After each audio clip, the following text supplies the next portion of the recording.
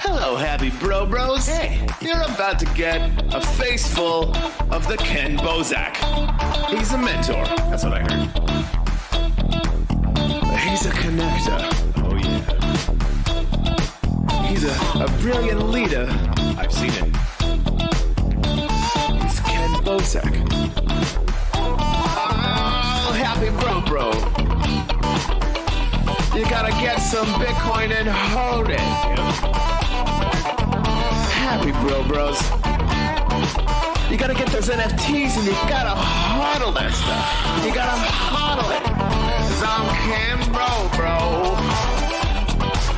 We got your Bitcoin, bro. He's an original. Buy some NFTs and hold them. How many times does he have to tell you? Going to the moon. Going to the moon. We're going to the moon. We're going to the moon. Going to the moon. We're going to the moon. We're gonna get real high. We're gonna get real high.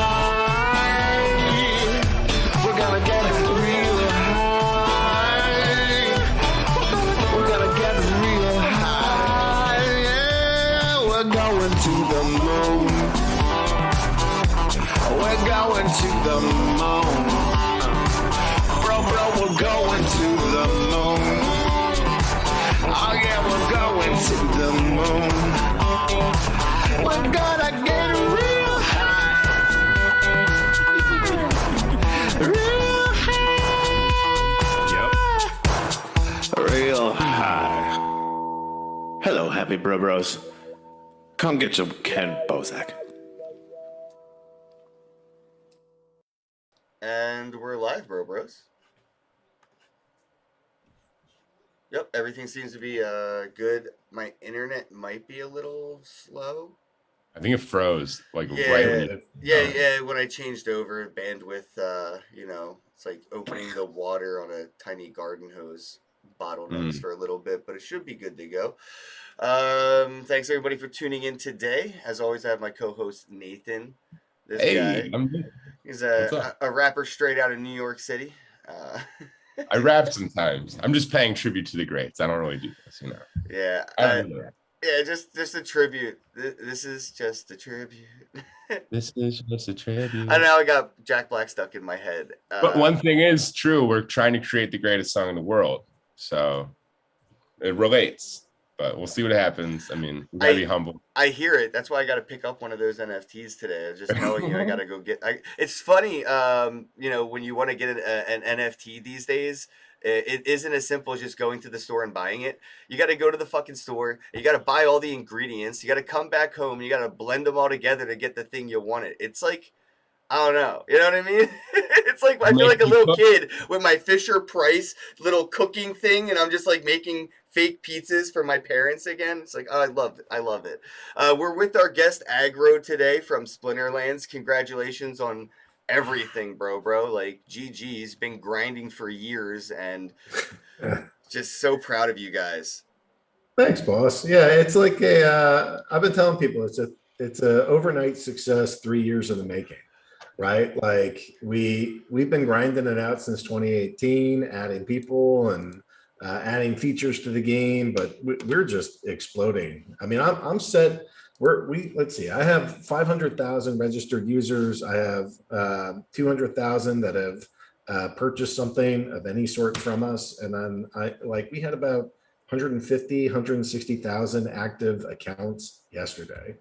I mean, and all of that is set to double in like the next 3 weeks or so. Wow. It's just it's just absurd and insane. And it's crazy. It's fun. It's awesome, but it's a roller coaster for sure.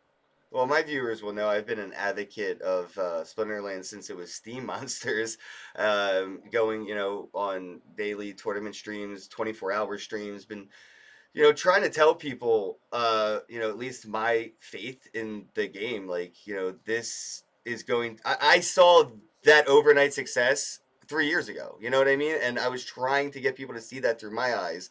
A lot of DMs recently where people are like, damn, dude, I wish I listened to you. And all I can say is, start today. It's free to play. Just go grab some cards and practice. I think that's the thing. A lot of people are starting out right now. They're like, I don't get to practice before you start battling real players. You can play some NPCs and you can practice.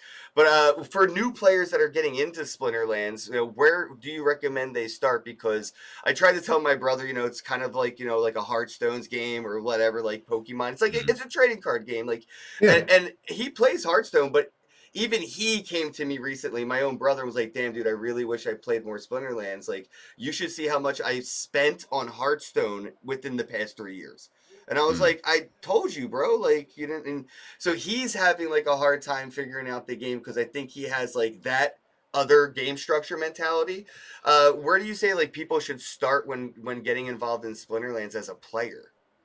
Your videos, go watch people that stream, go watch people that do this, like we do. Have you seen tournaments recently? Have you looked at like tournament prizes? Yeah, dude, like 60K prizes. I've been seeing them on Yeah. Facebook. I've been resharing them on Facebook and stuff. Yeah, it's out of this world. And so now with like a bigger prize, we're getting people to like come in, stream the tournaments and talk about the game. And it's all sports ball stuff, like, well, it looks like the Lord of Darkness is retaliate against the whatever. It's just like commentary, and now all these guys are doing it. So the prize pools are freaking worth it. Before we were doing smaller stuff, but with the success of the governance token, these are like tens of thousands of dollars in prize pools now. If it stays at that price, we'll be able to do that weekly. So there's a lot going on that overall prizes are almost at $500,000, right? It's well, that's just the tournaments, and that's a pretty small portion of our rewards pool. So there's staking right now. So if you stake the governance token, you get that. And if you there's an airdrop going on. So if you own the cards, you get that. And if you like go on vacation, you can go just rent your cards and get paid that way.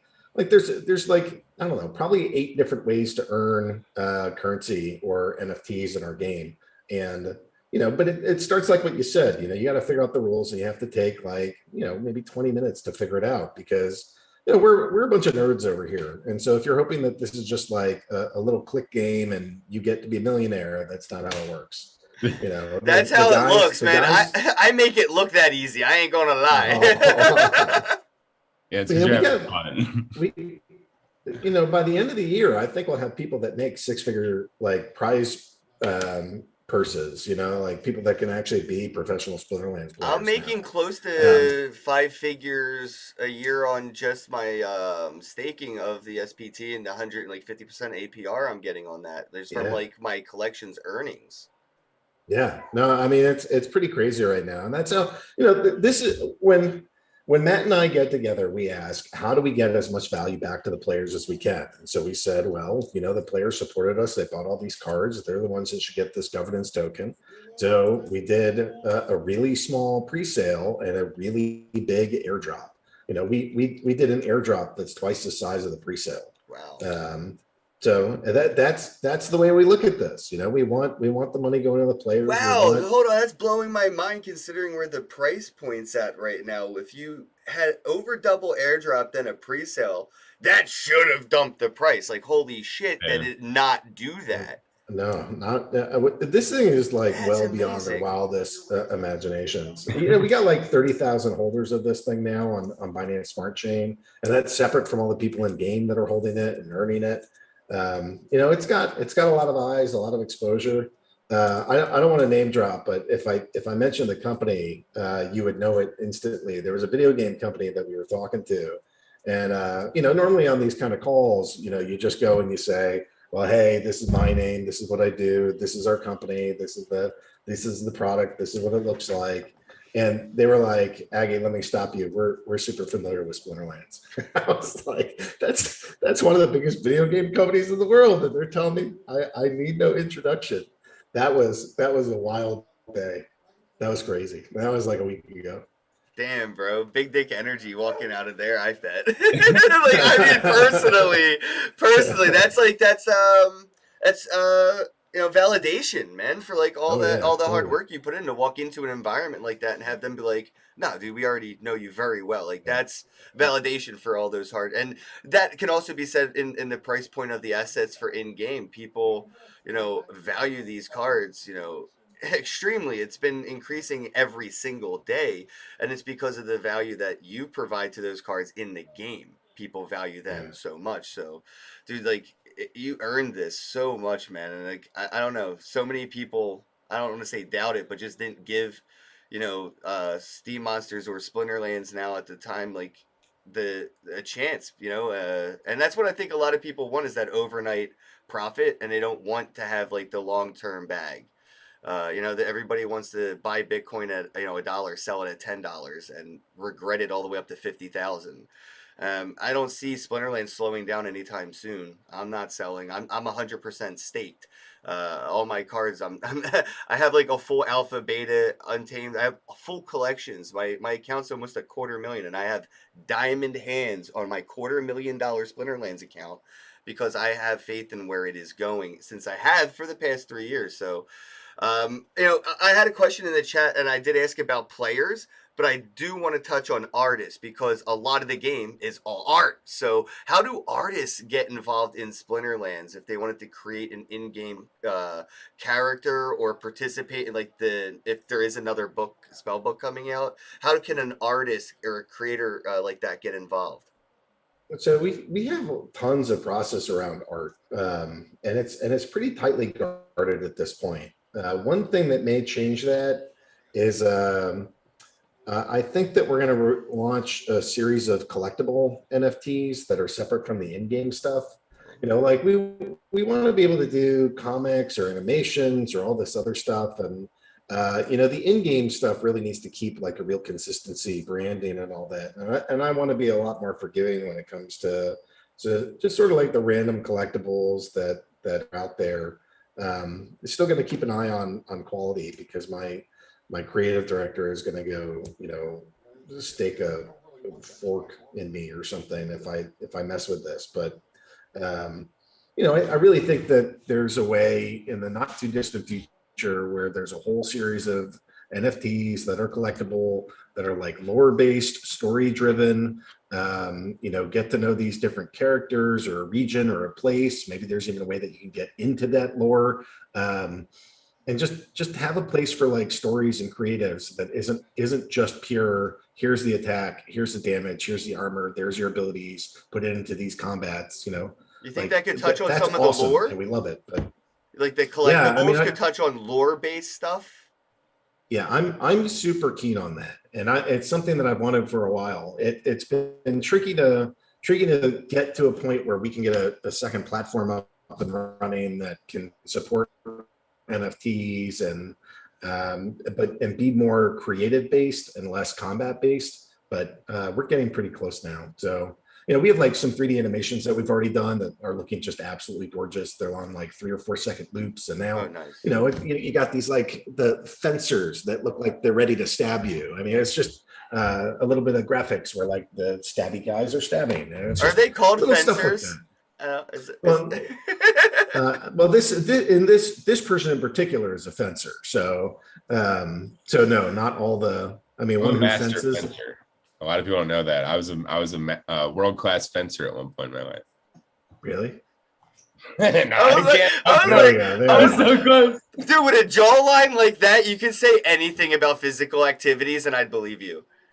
Like, oh yeah, he has a jawline. Of course, he does sports. I was gonna commit so hard, and I just can't do it anymore. Hey, shout out to Bad Crypto Podcast in the chat. Said Diamond Hands for Splinter Lands. Actually, nice. Kind of like the ring of that. That's catchy. That's catchy. Yeah, Diamond Hands for Splinterlands, hella catchy, and it's facts. I'm living fucking proof of it. Al Bundy, the Dingleberries up in here. Shout out to the Dingleberries. Much love to Crypto Salt and everybody in the chat. Nifty Dimensions. If anybody has any questions, please go. Oh, here right away. New packs. Are there any plans for any new packs to be coming out? Yeah, we try to release them one pack and the next pack that's coming up is Chaos Legion. We're a little behind schedule because of all the growth. So I was hoping that I could go today and be like, hey, let me tell you about Chaos Legion. But we're behind, and it's because we're growing. We literally grew 10x in August. So just everything got, like growing this stuff isn't the world's hardest thing to do. And we're certainly not the first person to have a big video game that's popular, but doing all of that in a month, like really scaling is hard, especially because like Splinterlands isn't one server. It's like 30 or 40 at this point. All the bridges get NFTs over there, different tokens, different parts of the battle system, reading the blockchain, all the transactions, like it's a lot of servers. And so each one of them has to go have some scaling and bulletproofing and coding around it. So it's tricky. And that's gotten us behind on the dev roadmap. So, but that said, I think the next thing that we're going to do is launch this pre-sale. I'm hoping it's still in September, so we're not super far away. So if your audience is looking to get into it, or get into the game, like it's probably going to be another year or so before you get an opportunity like this. And one thing to note is that there's a pre-sale, and the pre-sale, we've always done this. We've had like a Kickstarter kind of thing. And the pre-sale is going to be another kind of Kickstarter-like activity. And in order to be able to participate in the pre-sale, to get the titles or the rewards or the extra loot, you're going to have to stake our governance token, which is Splinter Shards, which is SPS. So just, if you think that you're going to come in as a brand new person, having never touched the game before, waltz in, buy a pre-sale pack and get up and running. That's not how this works. You gotta, we'll do that, but it's not the pre-sale. It sounds to me like that's like an anti-cheat pre-sale. You know what I mean? For people like that want to just come in and be scalpers and flippers, it's a deterrent for that. And that's what I think we need to see more drops do, is figure out how to make sure that it's community inclusive. Not so much exclusive, but inclusive for the community, more so than the scalpers that just want to throw money at something that charge the community double to make that profit. Like that's... And we've been lucky to never have seen any scalping like that happen in Splinterlands, but I do consider the concerns with all the mainstream attention. We're going to get all those Ethereum, CryptoPunk scalpers with their whale money to come in and just like kind of ruin the fun for us. Well, if you own it, it's still fun. Yeah. Like if you're able to get it, then it feels pretty amazing. I mean, I probably the most rewarding piece of all this has been in the last 2 weeks or so, where guy after guy has come up and in Discord mentioned something to me like, hey, Aggie, I want you to know about 2 years ago, I put in about $5,000 or $10,000 into the game. It was a really big thing for me to do. It was, it's one of the bigger investments in my portfolio. And now this thing is worth like 140 grand. And I'm actually going to cash out of it and I'm going to buy a house. And I've been like, it hasn't been singular. I've probably had maybe half a dozen to a dozen of those recently.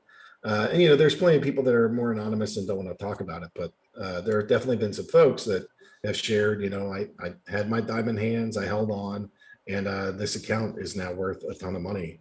And that's really rewarding to me, because some of the people that are saying this are not from countries where, $140,000 is kind of like a drop in the bucket.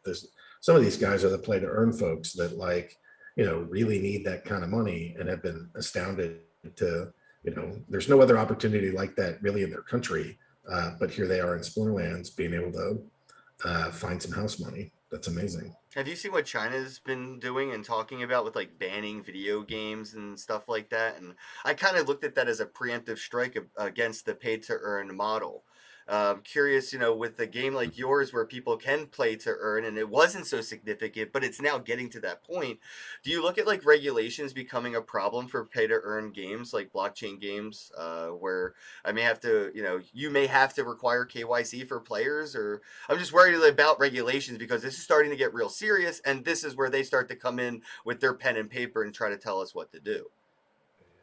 I imagine, government is going to government. They're gonna try to take wealth from people that earn it, and they are going to use it for themselves and their programs and their buddies, and that's what government tends to do. So at some point, I imagine that will happen. We're seeing that already with the Philippines government figuring out, oh, hey, this is actually a pretty serious source of income for the Filipino players. And, that government is talking about, make sure you're reporting this on your taxes and doing all that. So, they're gonna mess with this. That Uncle always wants his money. That's the problem with Uncle. He just always comes back and he says, "Give me your money."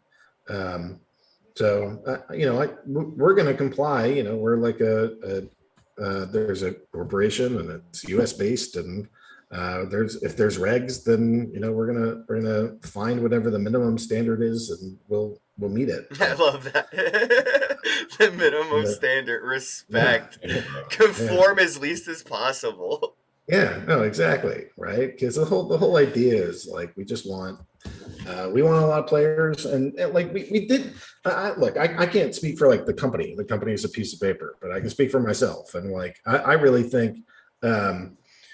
The dream here is economic freedom, right? Like economic freedom and freedom from a system that is so oppressive, and really just exports violence and theft. And here's an opportunity where we can come together as a community that's borderless and find ways to earn, find ways to support each other, come in and fight together in guilds, and be a community. And hopefully they don't mess with it too much, but it'll have to come. I mean, when people are making hundreds of thousands of dollars a year doing this, and you're seeing asset prices, like we've literally, it's not quite, but we're just shy of 200xing over the last like 2 years.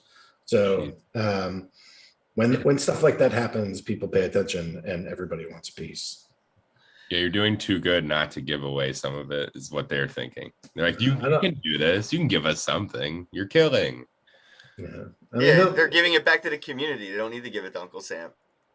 Yeah, Uncle will want it, but that it's honestly that really has to come down to the players and what they're going to do. I mean, maybe there's something that ends up being put on us, and with the prize pools getting bigger, maybe there is stuff that we have to do. But I don't know. The goal is to try to keep that in the players' hands and give them whatever decision making powers that we can get away with. And this is where it gets boringly political. It's up to you guys to make sure you're not voting people into office that are fucking blockchain gaming haters and going to make your life suck once they get in office. Your vote actually does something. So if you don't want it to get shitty real quick, just make sure who you're voting for isn't going to be a dick about all this. That's all you can do. We've got time because they still haven't figured out basic crypto stuff. Like they're still looking at how do we get taxes from these people's Bitcoin? Like they don't understand gaming yet. I mean, they move quick, but not quick enough to where I think that they'll catch it before people really start to do it in mass. Yeah, I hate to stay on the gloomy topic of it, but it is something that I've considered seeing the blockchain gaming space, the play to earn environment increase so much that it gets to that point where it's just like, to me, it feels like an obvious thing to be concerned about is like overreach of government and anything where we have too much fun without them. It's like they feel like we're disrespecting, so they have to overreach now, and it's just a bummer. So it's just something for people to consider that are blockchain gamers, and you are earning a decent amount, which Diamond Hands goes a long way because I don't have to worry about taxes because I didn't sell any of my Splinterlands anything. So I'm basically waiting out the regulations. I could wait another 5-10 years till they figure it out, and then I'll start cashing out because I'm all in on crypto to get away from those problems. Exactly. Somebody in the chat did want to talk a little bit about the SPS staking. Is there a ground floor for SPS staking, or we'll keep on going? I don't know what you mean by ground floor. I don't know exactly what Matt means, but I'm thinking, is there going to be like a cap? I don't think so. I mean, the problem with caps are like anything that you do in blockchain with a cap, or like this account can only do this. People just multi-account. Oh, he was talking about the APR. Yeah, I saw it was like 175 when I started. Now it's around 155. Yeah, I mean, is there a bottom for the APR, APY? No, I mean, it's competitive, right? So when people stop staking their tokens, that's when we'll stop, seeing the APR decrease. But yeah, I mean, part of what we're trying to do is make it so that it's attractive. You know, one of the things that you could do, we have all these tournaments. Well, the tournaments are going to require staked SPS. So, you know, maybe you don't earn it just from staking and clicking a button. Maybe you actually have to fight for some. But now there's the opportunity for that. Like you said, there's tens of thousands of dollars in a single tournament that you can now win. Yeah. Yeah, that's it's pretty badass. Matt said it started at 500%. Yeah, no, but like you said, it is sort of like a game within itself. Yeah. You know, if you keep staking as others keep staking, the APR will decrease. So maybe, you know, don't get greedy as a community. It's one of the, I like it, it feels to me like one of those community experiments too. Like this is like some Darwin-esque level experiment with like finances where it's like, yeah, you can all stake, but it'll just keep going down in APR percentage, and because of that, so everyone's kind of has to find like a sweet spot where they're not being greedy and causing it to go down. Well, the other thing is that liquidity pool staking rewards should start soon too. So I think that'll be attractive for some. You know, there are going to be some pools that have fees. So, you know, Yeah, actually, I was especially talking to as, somebody about starting an Ethereum pool. They wanted to do one for it, and I was like, "Oh yeah, that makes total sense, dude." Like, yes, yeah, you know, Splinterlands might end up doing that in the not too distant future. I think we're having a good time with the pancake swap pool for now. But you know, after a little bit, it's possible that we'll get something going on Ethereum too. yeah, for sure. I mean, it just to me makes sense. And you guys are like, you know, the most interoperable blockchain game project on the planet. Like, I can't name another blockchain project that touches as many blockchains as you do. You're kind of slutty in that sense. We are, you know, it was necessary, right? Hive is like a great hard drive. You know, like the account creation is quick and it's easy. That you can read the names, 3 second block times. All this stuff doesn't store very much data. It's cheap to run. But the capital markets just really aren't there yet. You know, it's like a rank 200 coin. There are a bunch of users and bloggers, which has certainly helped us grow, but you know, there's not like 8 billion projects that are on it. We're still the biggest one. And so that causes some challenges that really forced us to have to be interoperable. So we started by putting our cards on Ethereum so that you could buy them through OpenSea. And the whole reason that we didn't build on Ethereum was that the gas prices seemed unsustainable. Well, like nearly a week after we built the damn bridge, the gas prices were through the roof and you couldn't it made no sense to transact. So the next one that we did was Wax, and that's been incredibly successful. I Fuck mean, yeah. Wax has a lot of users, a lot of opportunity, a lot of people. I'm seeing, you know, giant sales. Some people are selling land for like $40,000 a track or more, I seen um, that. I and they picked bought up it for two like plots. 2,500. I picked up 2 plots of land from the secondary market like 3 4 days ago. Y'all can check my wallet. You already know it's public, and it was when it was at like $600 a plot. Because Yeah, I'm like, I it's still brutal. need more land. I love it, and I love that it's Yeah. on Wax. Yeah. Well, and there's not enough for everybody. So you know, my standard line is, there's not enough for everybody. Please push and shove. And you know, that's in relation to, typically I meant that for the cards, but actually we hit a milestone. The fact that we have more active players than we have land plots, like there's literally not enough for everybody. We got 150,000 plus players and only 150,000 pieces of land. So even if there weren't guys that owned, you know, like more than their one plot. I mean, we got people that own multiple regions. That's like 20, 30,000 plots. Then that takes that out of circulation. Man, I'm sorry. Yeah, that's like 2 to 3,000, not 20 to 30. But like either way, you're taking a lot of this stuff out of circulation, and there's just not enough to go around for everybody. And that's why you're seeing, you know, when you have a fixed supply and rising demand, it's kind of basic economics 101, and you can see it in the price that people are paying for these things now.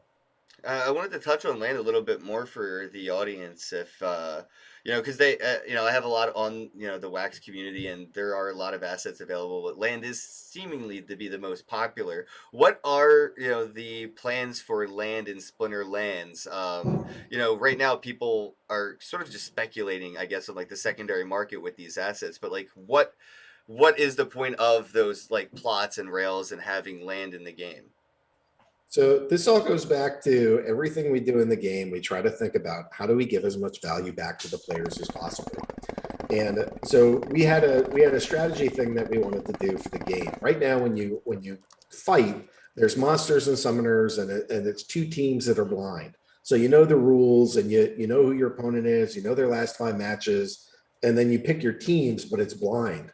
And we want one more round of combat so that it's not blind and you're making strategic decisions. I see what cards Ken played. These are the cards I'm going to play to counter them.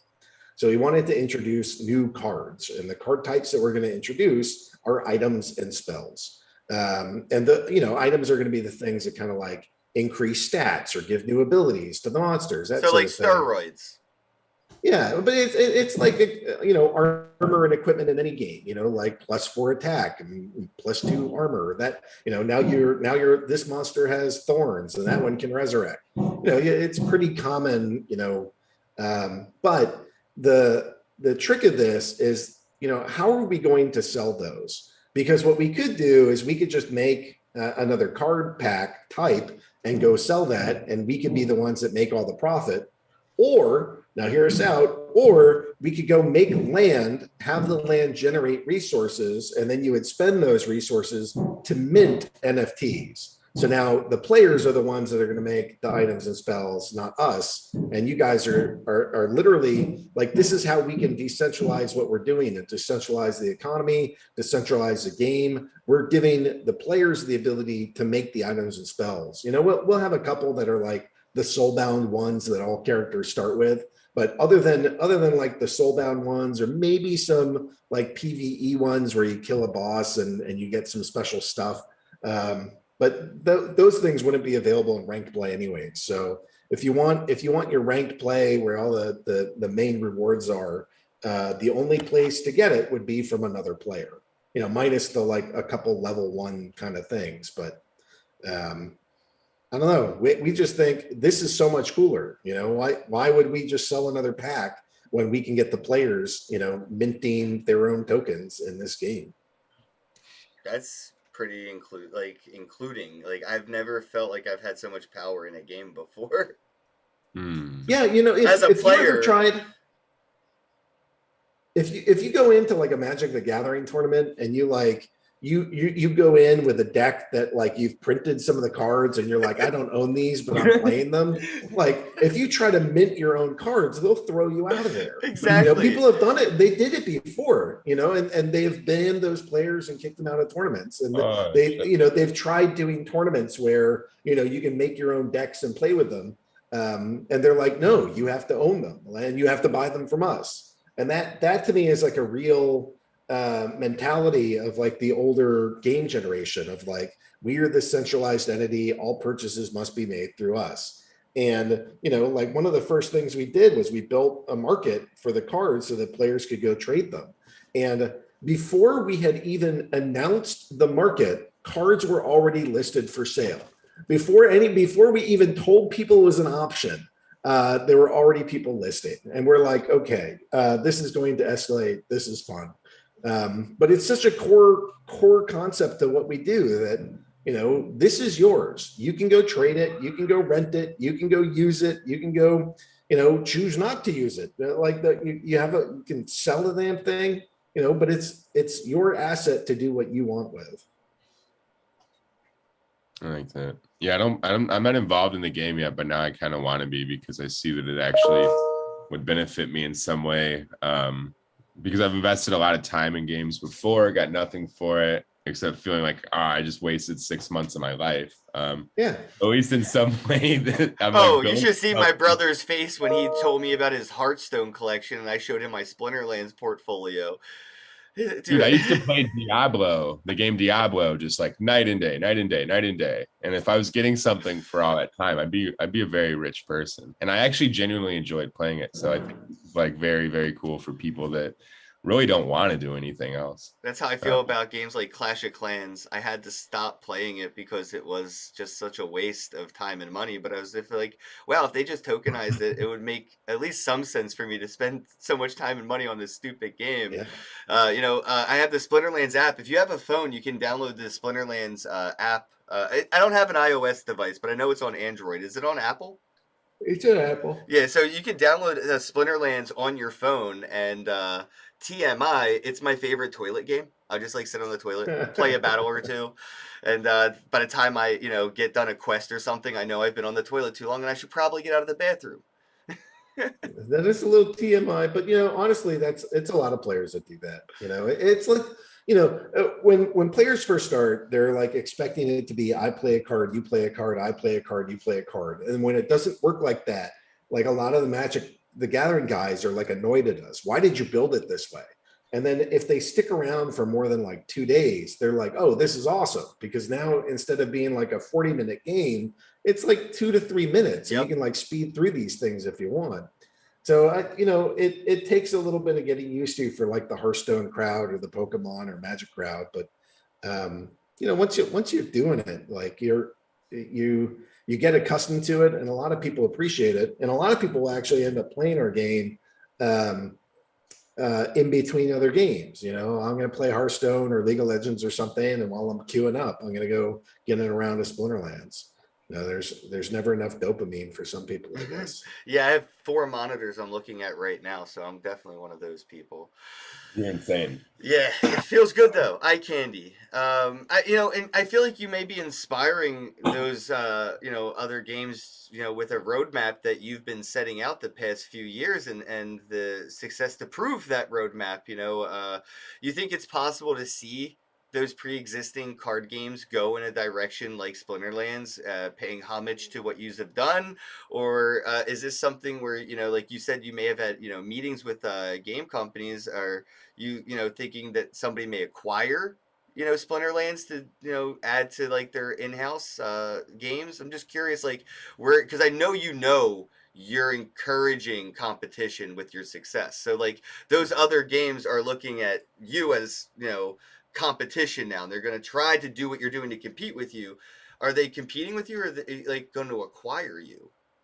Well, the future isn't set yet. Maybe somebody will acquire us, and that is a possibility. It's a company, and there's shares, and we can sell the shares, and the game would keep running. It would just be under different ownership, but that's an option. But I'm having a lot more discussions with folks trying to figure out, like, there's a million people that are coming to these big companies and saying, we can build you an NFT platform, and on that platform you can buy and sell NFTs, and there's like 8 million of those, and there's not as many companies that are going out there and saying, not only can you have NFTs, but we can build a game out of it, and that game is fun. It actually has some staying power. I've watched a couple of these games come and go, like a Neos Knights kind of thing, where like, wow, that was really popular. Wow, look at all these asset values. Wow, hey, nobody's buying. Oh, wow, it's all crashing. Oh, and that game's done. So, I've watched a couple of those. We have a game that's inherently fun. It's more than just click or stake or mine. It's really like, here's a thoughtful, engaging fighting game, really strategic. Some of our players get annoyed at how like a lot of the same guys will win tournaments, but they're the best players. And like, this is a game of skill. This is like a really thoughtful game that you got to have a brain for it. You got to know the cards. You got to practice at the different leagues, because the cards are always different at the different levels. So as I've had a lot of these conversations, and as I talk to like national sports leagues and their agents, and when I talk to big video game companies, like all eyes are on this. I don't think that they have come to the consensus, this is what we're doing, this is how we're doing it. But they're certainly having like 10 NFT conversations per week right now, at a minimum. Like this is all that they're getting pitched. Hey, Lindy, thanks that. for the subscription. Appreciate that. Just saw the notification pop up on screen. Dude, yeah, that is, I mean, like that's how I'm seeing this, potentially going in the direction of like, seeing the longevity that you have, the legacy and the where it has gotten you. I'm hoping that, to see more competition in that sense where like, other games have this in mind. But like the chat was saying, as we were just talking about, a lot of these games want that overnight success, and I feel like unfortunately, even the legacy trading card games, that we're familiar with, coming into this space, they're gonna want that same thing. They're gonna want overnight NFT success. I don't know, you know what I mean? If Pokemon NFTs would do what everybody thinks they're going to do unless they build a community around those NFTs. You know what I mean? They have a community around like physical trading cards, but that's different. I know you guys are on Wax. I don't know how familiar you are with a lot of the launches, but there has been quite a few where there's just mainstream launches of and it's a one and done, kind of like a cash grab. We had like, I don't know, Will Shatner did like one launch. You had to do it. Fuck that dude. Dead Mouse, I think he's doing a comeback though. There's been quite a few though where they were like one offs. So I think that's where a lot of us in the space, in the NFT communities, even if I saw like a Pokemon NFT release, I'd still be very worried that it was a one off where that's it. I'll tell you, this stuff is hard to do.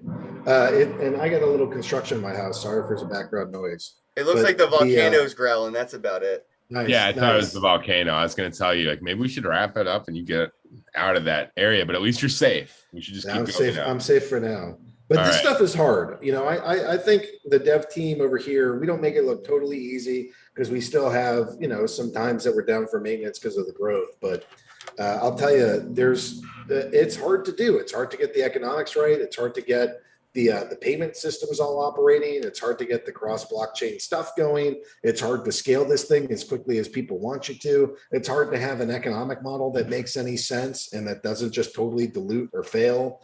I mean, I know it looks like Splinterlands, is just going gangbusters and who knows why, but it's because we made a lot of good decisions on a lot of hard topics and involved the community, not the entire way through, but like really heavily rely on community input, especially from the players that are playing every day and really engaged or have large collections or are like the big traders. There's different stakeholder groups, and we try to pay attention to what it is that they're doing, how they're doing it, and what they need.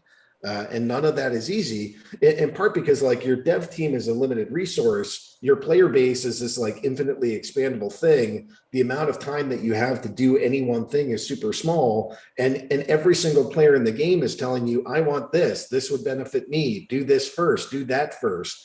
And it's really hard to stay on mission, stay on the stuff that only we can develop, that nobody else can do, even when the players are like crying for something different. It's like, well, there's some third-party developers for that. Let them do it.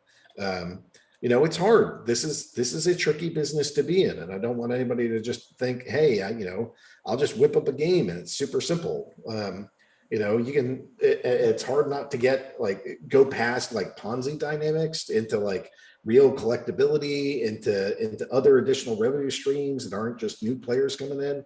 Like, the gaming space is ripe for that, and players gotta watch out, because some of these things are going to end up being Ponzi's, and it won't look like a Ponzi, it won't feel like a Ponzi, but it'll crash like a Ponzi. And so people gotta be careful about what games they're playing, what they're choosing, and none of this is easy. Maybe at times we make it look a little easy, but I'll tell you, this stuff is, we got some serious brain power making hard choices, and hearing it night and day from the players. So that was one of the things I was talking about with this big game company of like, you got some guys that might, buy $50 or $100 worth of stuff, like there's some accounts here that have 7 figures, 2 commas, so those guys don't just like go along with everything that you do and not like they're there passionately, like sometimes shouting at you. And I don't know if the traditional game devs are going to be ready for like the level of participation from the community and sort of like having to break that fourth professional wall of, that's you, this is us, we're the devs, all this. Like the players aren't going to freaking tolerate that. They're going to rip into your face. Especially when the there's good. players these days feel a hell of a lot more like shareholders. Oh, Yeah, and in blockchain, we're used to knowing our developers. We're used to knowing our teams. We're used to knowing like the hotshot coding people. Like we like that stuff. So it's kind of like, Oh man, could you imagine if Call of Duty had cryptocurrency and in-game assets with this anti-cheat problem happening right now? There's a wave of influential streamers abandoning Call of Duty, and they're playing other games and avoiding the other.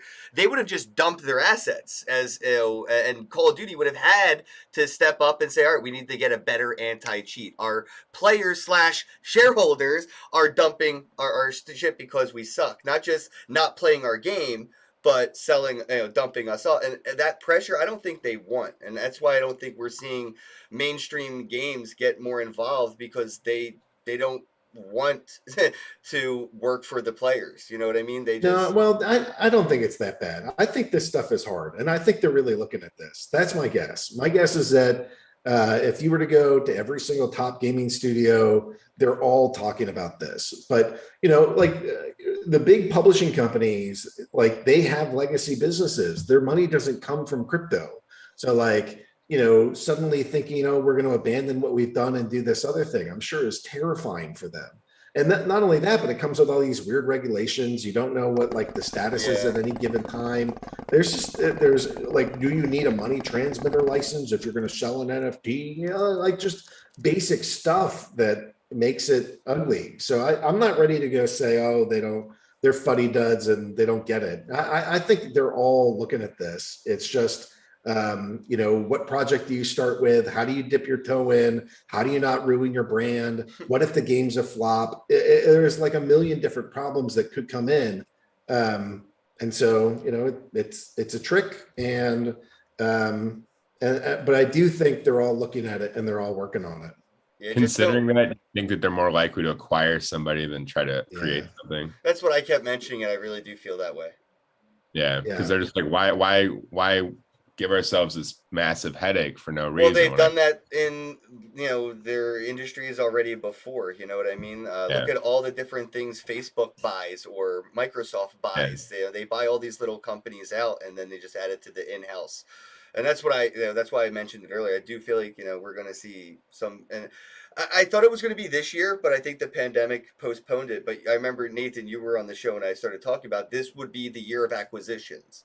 I think that may have been postponed a year, but we're going to see a lot of corporate acquisitions happening from the legacy industries into the blockchain industries, where they just start coming in and acquiring projects instead of competing. And and while they can still afford them too, a lot of them see the values going up, and and the utility, how it applies to their platform is going up, and they're in this tough spot where like they almost have to make a move. I wonder what the blockchain environment looks like in 5 years. I mean, is it as decentralized as we'd like, or does it just get taken over by a lot of big business? Are we sitting here fighting the battles? It's probably gonna be a combo. Well, with the governance token and what Splinterlands is doing in general, it's basically half a DAO at this point. Like, you halfway DAO'd out, right? Like, I feel like a lot of projects could potentially have that where you don't have to worry about it becoming too centralized, because natively in the project there are some decentralized aspects that can never become centralized. Right, but it's still a lot of them are still publicly traded companies and stuff, so that also affects that too. But we could just fork it, bro. That's what I love about NFTs and blockchain.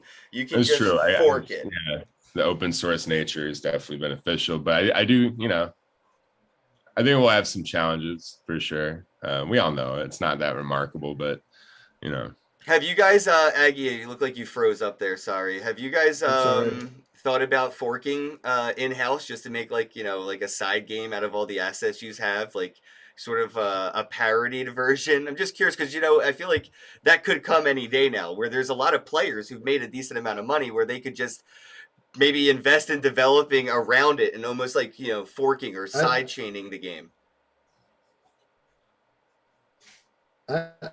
I don't think we'll cheese our way to the next growth spurt for the game. That sounds like a cheap trick that would come at the expense of our current audience.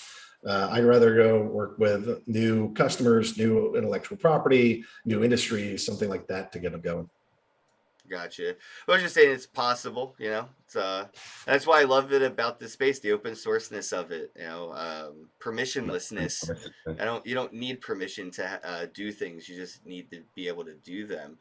Yeah, Chris in the I always chat. have working on the brain, so it's Okay, I guess I could ask this. I don't know if Aggie will answer it. It's a implicative question. If Splinterlands is acquired, how does that help investors? Would that impact SPS? Yeah, Who knows? I right. mean, you know, if gonna say. it's some vulture capital company that's just here to dissect us, then I'm sure that'd be terrible. And if it's one of the world's biggest video game companies, then or one of the biggest sports brands in the world, I imagine it would help us. Tencent. Yeah, you know, there are groups out there that Pretty big. are pretty big, and people are looking at this thing.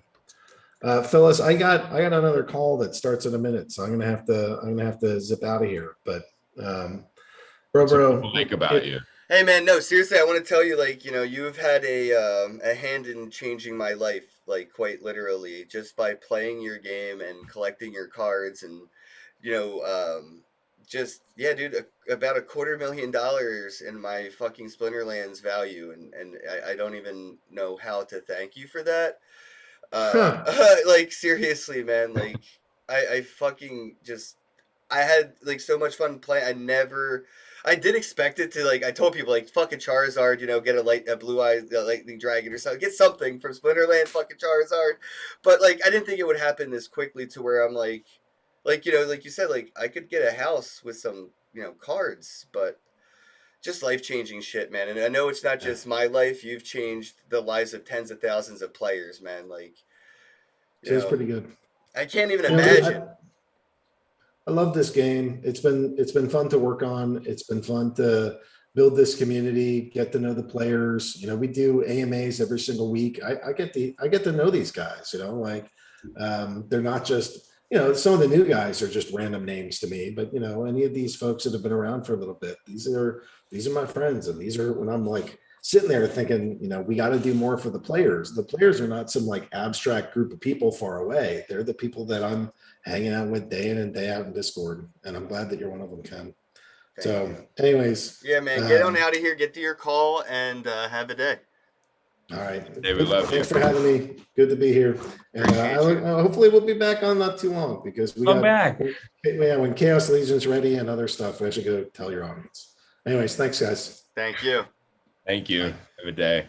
So I did see somebody in the chat. We have a Spectrum Kit asking about tutorials. You can go to splinterlands.com and you can practice. There is a practice option, pretty much like a tutorial on how to play battles and stuff like that. You could watch Crypto Stash. He goes live, I believe, Wednesdays are his Splinterland days. I'll be live with him in a little bit. You could watch some of my older videos. I used to play Splinterlands every day, like every day for a long time, like every day for months. And then I did 24-hour live streams. I hosted my own tournaments. Yeah. Just this past year, I probably opened 1,000 packs of Splinterlands cards. But in fucking fairness, they were only like $2 each at the time. So yeah, I should have been grabbing those.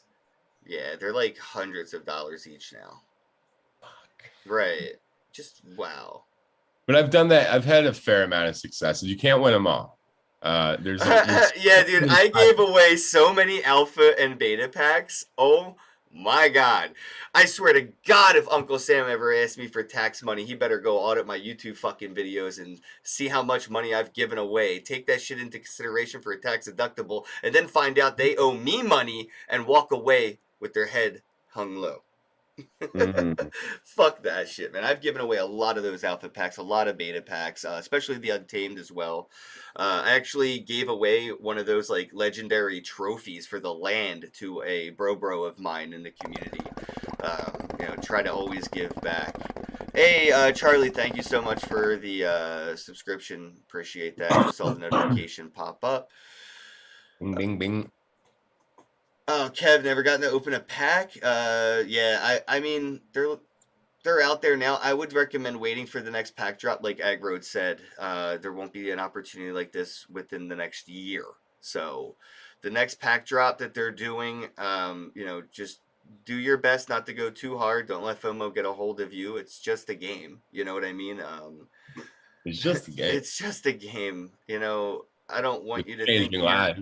you're going to get a house, tomorrow. It could take a few years for projects to have, runs again. But again, this is still very early for a game like Splinterlands that has been around for as long as they have, doing as much as they have. I'm not selling. Just for the record, you could check my Splinterlands account. I'm 100% staking, just compounding every day, and I'm holding my in-game assets. I do fairly believe I'll see a 10x on that, and I'll probably have a $2 million Splinterlands account by the end of next year. Damn. Are you gonna buy a Splinter house? My problem is selling things and spending. Like, you know what I mean? If anything, I'll probably just host a conference or something. I don't know. You know what I mean? Like another shit coin, or maybe do like a shit sports event, e-shit, instead of, esports. We'll do like e-shit 2022, and it'll be like shitty esports games or something. I don't know. Shitty. Yeah, dude, shitty e-shit. I like e-shit. It's just not, something about the clunkiness of it. It's actually good. Like e-shit, shitcoin. It's in the name. E-shit. It shits on everything. Thanks everybody for tuning into the podcast today. I really appreciate it. We had over 50 people watching at one point on YouTube, which is pretty crazy. I hope you got some likes on this video. Like it. I do get nervous when I talk to Aggie. Like, I'd be all sweaty. Look at that. See? Yeah, it's not great. Powerful human. Dude, his energy is amazing. I've been blessed to hang out with him in person, and his soul is beautiful. And Matt, his partner, just amazing dude. I genuinely love these guys. Dope. I got a Splinterlands poster right on my wall hanging above. I know. You sleep under and it's been there for years, bro. Like straight up, just years. Yeah, it was there when I visited you, and you weren't even talking about it every day. I mean, well, you were, but you took a break, and that thing was fucking there. So I mean, I guess I could have talked about this while he was here, but I can touch on it now. I don't care. I love you, Aggie. I asked Aggroed if he would sponsor those streams, because I was doing live streams for I was just doing them to do them. Like, I never asked for anything, and I asked him to sponsor something, a game night I was doing, so I could have some funds for giveaways or something. It wasn't like pocket money. It was like whatever, and basically, like, dude, you smoke a hell of a lot of weed for me to go to my board and say, hey, can we pay this guy to work for us? And I'm like, oh, I get it. Like, I wasn't even mad, but I was like, oh, I get it. Like, yeah, I totally couldn't. You can't hire me. I'm a fucking I'm a liability. That's happened. So after that, I did feel bad about I was really promoting Splinterlands every day, a lot, and I was like, wait. Maybe I'm why this isn't mooning. Maybe I make Splinterlands look bad. So I stopped. Dude, it was my anxiety. I stopped streaming Splinterlands because I thought I made it look bad because I was such a degenerate stoner. And then it validated my exact anxieties because I stopped playing and it mooned. Confirmation bias. I could be legitimately the universe telling you something. Yeah, I don't promote things I want to invest in. Don't be that guy. It's literally saying, hey man, don't be that guy. Yeah, exactly. I got your back, but let's do this right. No, Woe Crypto said, no, you didn't make it look bad. Nah, I get it. No, but it was a business thing, so it's not a big deal. It is what it is business wise. Who would be yeah, let's play this stoner who curses and smokes weed to promote our game to kids on the internet. We saw a lot of that. All the red flags are up. I get it. I'm that guy. There was a lot of that during shitcoin when getting certain high profile companies to want to sponsor to put their name on stuff was hey, it says shit, and it's actually, I should ask Aggroed if I have any more codes available. He did send me some sign up codes, and I do have physical Splinterlands cards with codes on them. Yeah. They might still have ability to be claimed. I do know I have them as collector items, physical Splinterlands cards. Maybe 100 people in the world have these physical cards, bro. Yeah, you've got a lot of shit in that room that I've seen where I was like, what the fuck? Yeah, don't rob me. Artwork. You got some good art in there, Dude. My mattress is on the fucking floor, right? And I got like 6-figure art on the wall. I know it's ridiculous. I dare you to find another millionaire who lives like me. You're like, I put a push pin through it actually to stick I it did to push through it. That's how I roll too. Because I'm an artist and I'm like what? Like you've seen me handle paintings and shit. It's You're so like, why are you expensive, so and I fucking put a with it? push I'm like, pin "Oh, through it. okay. I'm so ghetto, bro. I'm It's so okay. ghetto. It's okay. I've done it. Josie, Johnny Dollar, Vesa. Oh man, I have so many pieces with push pins. I'm so sorry. That's gangster though. Yeah, I even have a piece of art by Omar Bam's, I guess girlfriend, wife, Ellie. She did a piece I paid like 1 Ethereum for back in the day. Damn. Yeah, dude, Yeah. I've always loved art, man. I just never felt like, I never felt like it was an investment until crypto. Like I've always appreciated art, but I never thought it made sense to own it. Because now I have this painting and I have to prove to you, the guy I kind of need to sell it to, that it's real and it is what it is. It's just like it seemed like, you know what I mean, too much of a risk to be an investment physical art. And then blockchain came with NFTs, and that's immediately I was like, yes, this makes sense. I could buy that crypto kitty, and I know that art is that art. And if I wanted to sell it, that guy knows he's buying what he's buying. And Absolutely. that's like priceless piece of mind. Crazy shit too. That's not at your place right now. Oh yeah, I know. I have a couple pieces I can't even know. That people can't know where they're at. Yeah, we won't say anything, but they're fucking. But that's my life now, man. Like my safety net has become art. I used to have a whole lot of shit coins and bitcoins and X's and Y's and Z's, but now I just have ARTs. I have art now. I like that better too. I've been doing better at like trying to collect shit recently and kind of play that side of the game too, not just selling my art, but trying to show appreciation. Which I've done with like your stuff before, but I'm trying to just get out there and like broaden my horizons. So yeah, I think it's a good way to store your wealth enjoyably, where it's not just about money anymore. But you're having some fun. Dropped my vape. There it is. All right. I guess we're gonna wrap things up. Steve R82, my bro. I know you have a bag of Splinterlands, man. GG's. What up, Crawler? How goes it? Said later, bros. Is there no Splinterland code? Sorry, Lawrence. What the fuck? Ghetto, so ghetto. I know. You didn't have to I said it. You didn't have to say it. I said it for you.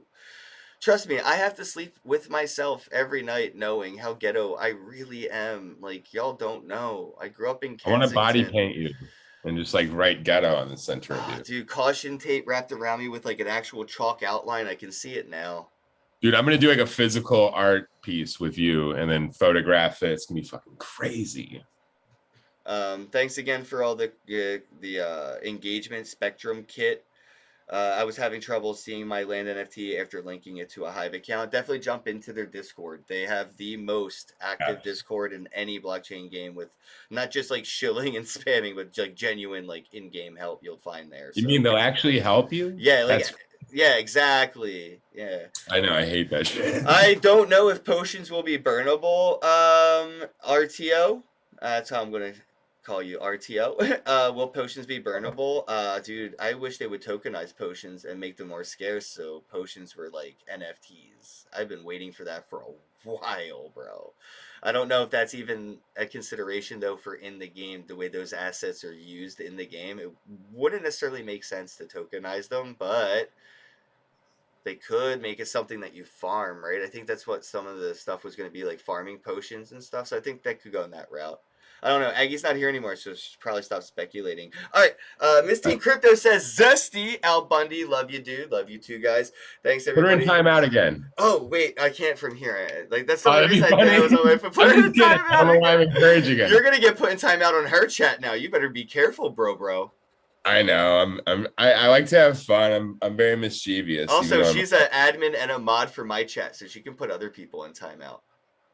I feel like maybe I don't know. I don't know. Oh, what we I'm- got people watching on Twitch? Bro, I'm like fucking mooning. I'm blowing up on Twitch. Twitch us. Yo, what up, Emo? Emo. Madame Mori. MDAMORE. Oh. M-O. Mo. Where MDMA is it that says it? MDMA. It's MDAM though. Oh, that's the morning. That's the morning The version. morning version. Philip Stanley, Neptune drop in like 45 minutes. Yeah. I can't miss that actually. All right. Yeah, I need to acquire more wax. Yeah, I gotta get going. I love you all. Have a day. I love you. Bye. How do I do? I forgot what I'm doing. Hello, happy bros. Hey, you're about to get a face full of the Ken Bozak. He's a mentor. That's what I heard. He's a connector. Oh, yeah. He's a brilliant leader. I've seen it. He's Ken Bozak. Oh, happy bro. You gotta get some Bitcoin and hold it. Happy bros. You gotta get those NFTs and you gotta hodl that stuff. You gotta hodl it. Cause I'm Ken bro. We got your Bitcoin, bro. He's an original. Buy some NFTs and hold them. How many times does he have to tell you? Going to the moon. We're going to the moon. We're going to the moon. We're going to the moon. Going to the moon. We're going to the moon. We're gonna get real high. We're gonna get real high. We're gonna get real high. We're gonna get real high. Yeah, we're going to the moon. We're going to the moon. Bro, we're going to the moon. Oh yeah, we're going to the moon. We're gonna get real high. Real high. Yep. Real high. Hello, happy bros. Come get some Ken Bozak.